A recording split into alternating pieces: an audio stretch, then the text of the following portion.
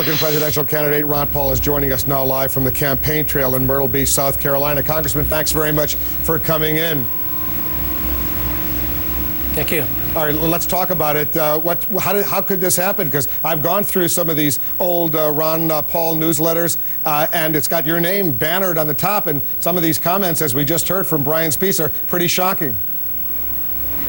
Yeah, it is, and of course it's been rehashed a long time and it's coming up now for political reasons. But everybody knows in my district that I didn't write them and I don't speak like that, and nobody has heard me ever say anything like that. And I've been reelected time and time again, so everybody knows that I don't participate in that type of language. But the point is when you bring this question up, you're really saying you're a racist or are you a racist? And the answer is no, I'm not a racist. Matter of fact, Rosa Parks is one of my heroes. Martin Luther King is a hero because they practice the libertarian principle of civil disobedience, nonviolence. Libertarians are incapable of being a racist because racism is a collectivist idea. You see people in groups.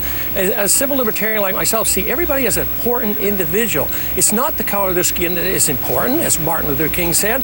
What is important is the character of the individual. You know what is really interesting, though, and this might be behind this, because I, as a Republican candidate, probably am getting the most number of black votes and black supporters, and now that has to be undermined. And I do this because I attack two wars that blacks are suffering from. One, the war overseas, and all wars, minorities suffer the most. So they join me in this position I have against the war in Iraq. And what about the war on drugs? What other candidate will stand up and fight in the can and say, I would pardon all blacks, all whites, everybody who are convicted for nonviolent drug acts and drug crimes? And this is where the real discrimination is. Finish this because I got to get my message back because you put the other message out. Now, if you want to look for discrimination, it's in the judicial system. 14% of the inner city blacks commit drug crime. 67% of blacks are in prison. That's discrimination. That's the judicial code that I am attacking, and that is not racism. What I defend is the principle of libertarianism, where we never see people who belong to a group, and every individual is defended and protected because they're important in the individual, not because of their color of skin, but of their character. So I am the anti-racist because I am the only candidate, Republican or Democrat, who would protect the minority against these vicious drug laws. Congressman, there's a lot of material there, but let me just try to figure out, how did this stuff get in these Ron Paul newsletters? Who wrote it? Well, I have no idea. Have you ever heard of a publisher of a magazine not knowing every single thing? The editor is responsible for the daily activities, and people came and go, and there were some people that were hired. I don't know any of their names. I do not, absolutely honestly, do not know who wrote those things. But I do know there was a transition, there were changes around, and to me, it's been rehashed. This is the politics of it all. If it were important enough, why didn't the people in my district who have heard this for these 10 years or so, it came up and people believe me?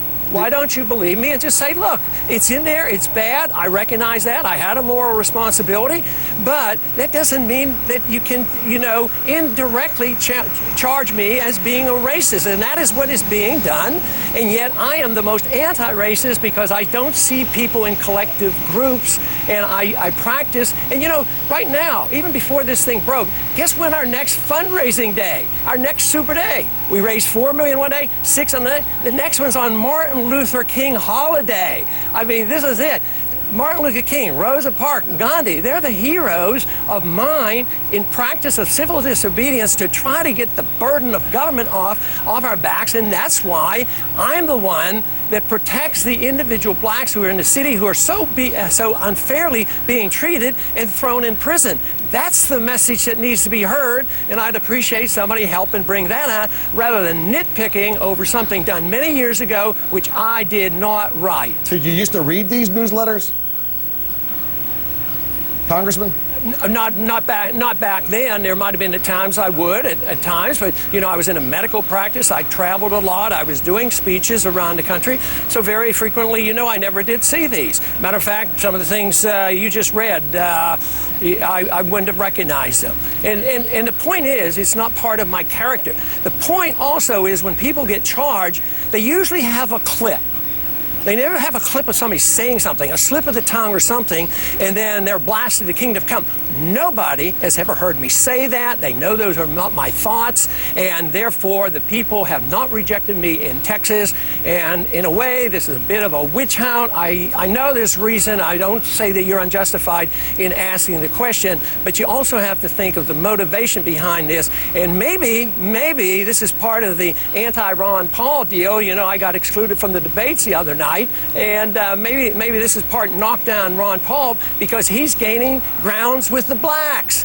I'm getting more votes right now and more support from the blacks because they understand what I'm talking about and they trust me. I got to tell you, Congressman, you and I, we've talked a lot over these past several months. And when I saw these newsletters, I didn't know anything about them until I saw that article in the New Republic. I was pretty shocked because it certainly didn't sound like the Ron Paul that I've come to know and our viewers have come to know all this time. I just want to be clear because this is a chance for you to respond. You repudiate all of these racist comments, all of the slurs that are contained, even though it contains the name Ron Paul in these newsletters. Well, the most important thing is anything I've ever said in my life has repudiated that for years and years and years. So I do repudiate everything that is written along those lines and what I heard tonight.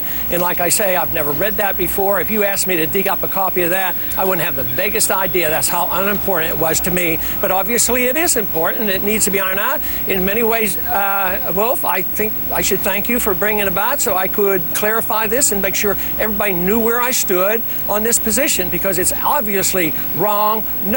People who know me, nobody is going to believe this. Absolutely nobody. Just like you said, you've known me for a good many years and good many interviews, and that's just not my language. That's not my life. I mean, I honor and respect the civil rights movement and the civil disobedience.